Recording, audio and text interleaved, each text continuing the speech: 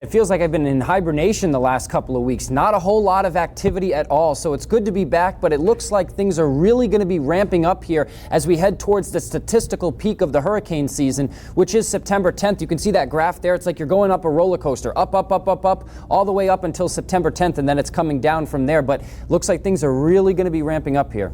All right, let's take the first system. We've been talking about this all week. An area of showers and thunderstorms now around 40 degrees west. One thing I've noticed, Alex, is that on the infrared satellite picture, you've seen yellows, oranges, and reds for a pretty long period of time. And that tells us that this tropical wave, at the very least, is holding its own.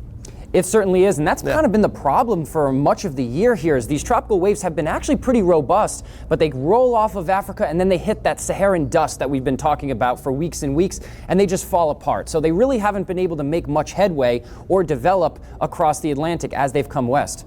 Now, take a look at this, Alex. Maybe some dry air along the northern periphery, but it has a river or a little area off to the west where there's not much dry air. You see blue and white, and that means there's enough moisture at the very least to keep this system, let's say, viable. It certainly does, and if you looked at this map a few weeks ago, almost the entire map would have been orange or red. But now we're starting to see that dry air starting to wane as we head towards the peak of the hurricane season. More tropical waves are starting to come off of Africa, and I think we have to watch each and every one of these, including this first one, for development here within the next couple of days. There's the wind shear product. There is some dark purple, southern edge of that. But what I see is also a ribbon of light purple extending toward the islands and into the Caribbean.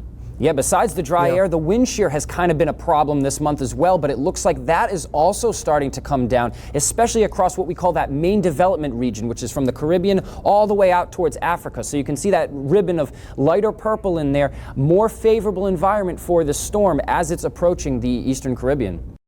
AccuWeather lead hurricane expert Alex De Silva, thanks for joining us.